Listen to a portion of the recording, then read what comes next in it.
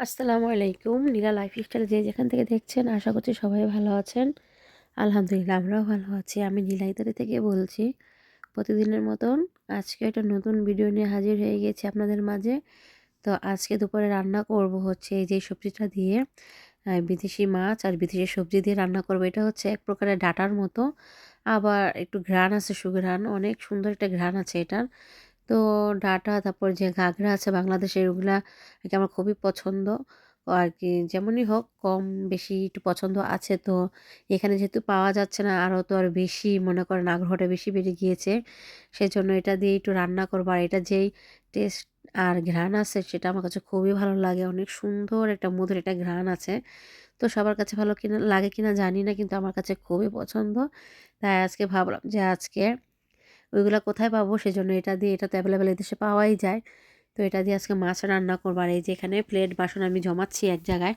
বারবার ধুবো একটা, একটা করে আরকি দেখা যায় পরে না বের হইতেই থাকে এরকম একটা অবস্থা। তো ভাবছি বের হবে আর এক জায়গায় গিয়ে রাখবো, পরে একবারে মেজে ধুয়ে নেব।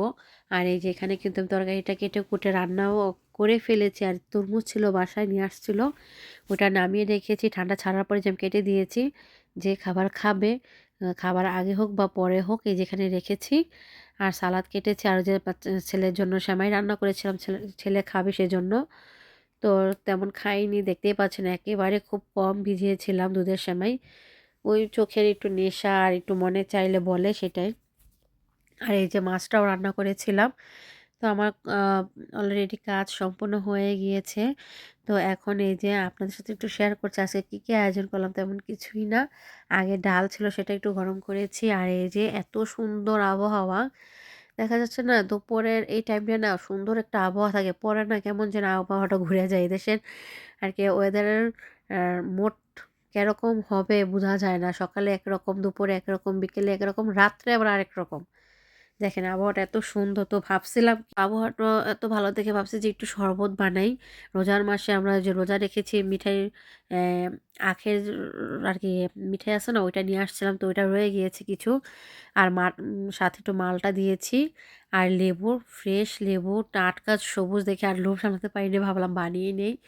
তো আবহাওয়াটা খুব সুন্দর, শরবত খাওয়ার মতনই। তারপর বানিয়েছি, দেখেন কি চমৎকার লাগছে শরবতটা দেখতে, কালার। তো খাচ্ছিলাম। আমি এখানে এটা রেখেছি। আমার ছেলে বলতেছে, "এখানে রেখেছো কেন? এটা রাখবে না, পড়ে যাবে।" ওর ভয় এটা পড়েই যাবে। আর ও ওখান থেকে লড়বেই না। এই যে ফাঁক-টাক দেখা যায় বারান্দায়, দেখতেই পাচ্ছেন। কাঠের আর কি কিনারগুলি ফাঁকা, ফাঁকা। এগুলা খুবই ভয় পায় আমার ছেলে। তো এই যে দেখেন আজকের আবহাওয়াটা এত সুন্দর, মানে আমি এখানে বসছি, আমার কাছে এত ভালো লাগতেছে ধারণার বাইরে। খুবই ভালো লাগছে, এখানে বসছি, আবার একটু শরবত খাচ্ছি।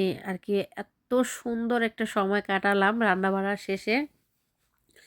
তো রান্না শেষে আমার একটু ৫-১০ মিনিট এরকম বসতে বা কারো সাথে কথা বলতে বা একটু হাঁটাহাঁটি করতে ভালোই লাগে। বা রান্না-বাড়া বলতে কি সম্পূর্ণ কাজ শেষ করেই আর কি। তো যাই হোক, এই যে দেখেন গাছপালা একদম কিরকম ছিল, গাছপাতা ঝরে গিয়েছিল, সম্পূর্ণ হয়ে গিয়েছে। কিন্তু এখন ওই যে কি বলে ক্ষেতগুলা, আঙুল ফলের ক্ষেতগুলাও কিন্তু গাছে পাতা হয়ে গিয়েছে। কতদিন পর আঙুল ফলও হবে। তো অবশ্যই আমি যদি ওখানে যাই আপনাদের সাথে আবারও শেয়ার করবো এবছরেরটাও। তো আর এই যে দেখেন নিচে হচ্ছে রং করছে, কত সুন্দর আধুনিক দেখেন। আধুনিক দেশ তো আধুনিকই হবে। এই যে প্যাকেট বিছিয়ে তারপর রং করছে যাতে রংটা এই ছাদে আর কি বারান্দার ফ্লোরে না পড়ে। আর এত সুন্দর ফুল গাছ লাগিয়েছে। এই যে এত সুন্দর মাইক ফুলের মতনই, যতটা বাংলাদেশের ছোট, ছোট যে চিলঞ্চি গাছের ফুল গাছ আছে না ওইরকম স্টাইলের আর কি। তো বসেছিলাম আর এই যে যা করবে ছেলে তা আমিই করছিলাম, কারণ আমার খুব ভালো লাগছিল। আর গরম রোদ উঠলেই না এত গরম লাগে, জুতো পায়ে রাখতে ইচ্ছা করে না, ঘামা, ঘামা হয়ে যায়। আর ছিল পায়ে ব্যথা, প্রচণ্ড ব্যথা ছিল। এই যে এগুলা না বসে পড়ে পায়ের মধ্যে, দেখেন অনেক ব্যথা করে। আর এগুলা নিয়ে হয়তো বেশি হাঁটি দেখেই হয়তো বা আমার জুতাগুলো বেশি ডেবে গেছে। বেশি দিন হয়নি, বাংলাদেশ থেকে নিয়ে এসেছি।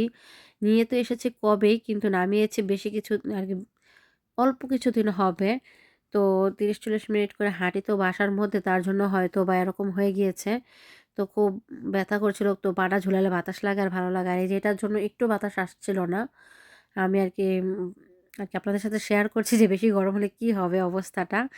তো কি আর করব, কিছুক্ষণ বসেছিলাম মা ছেলে মিলে। তো এখন দুপুর তো হয়েছে, খাবার খেতে হবে। তো এই যে আমার জন্য খাবারটা আমি নিয়ে নিয়েছি, এখন অবশ্যই খেয়ে নেব খাবারটা, তরকারি সালাদ। তারপর খাওয়া দাওয়া করে ঝটপট করে আমরা বেরিয়ে পড়ব, কারণ আমাদের কিছু কাজ ছিল। আর এই যে কাজ কাজটা মানে কাজ বলতে হলো ডাক্তারের কাছে আসছি। আমাদের যেহেতু অনেক ঠান্ডা 2 সপ্তাহ যাবত, তো ছুটি ছাড়া তো আর আসা সম্ভব না। তো আজকে ছুটি পেয়েছিল তাই আসছি। এখন এই যে একটু পার্কে, এখানে যে একটা পার্ক আছে আমি জানতামই না, চোখ পড়েছে তো আব্দুল্লাহকে বললাম যে এখানে পার্ক আছে কি না। বলতেছে আপনি হয়তো জানেন না। বলতেছে আমি জানি। তা তারপর কি আর করে আসলাম। এত সুন্দর খালের পানি, আর খালটা দেখেন এখান থেকে উম, মধ্যে হচ্ছে পার্ক, আর দুই পাশে, এক পাশে হচ্ছে খাল আর বাড়ি। খাল প্রথম হচ্ছে খাল, তারপরে বাড়ি খালের পাশে যেটা, আর আরেক পাশে হচ্ছে শুধু বাসাগুলা। এত সুন্দর লাগছিল। আর দেখেন নিজস্ব জায়গায় ক্ষেত করেছে, যা যতটুক নাকি যতটুকে আর কি যতটুক জায়গা আছে সেটাই আমি বলতে চাচ্ছি। অতটুকু সিস্টেম করে ভাগ ভাগ করে এক এক আইটেমে জিনিস লাগিয়েছে আর কি। এদেশে তারা যা যা খায় সেটাই ভাগ ভাগ করে দেখেন জমি স্টাইলে ওটাকে প্রসেসিং করে লাগিয়েছে। খুবই সুন্দর, আমার কাছে খুবই ভালো লাগছিল। আর পার্কটা এত সুন্দর, দেখেন অনেক কিছু ছিল। এটা হচ্ছে বয়স্ক লোকদের ব্যায়াম করার হয়তো বা। তো আর এই যে কিছু কিছু সিস্টেম লেখা আছে, দেখলেই বুঝতে পারবেন।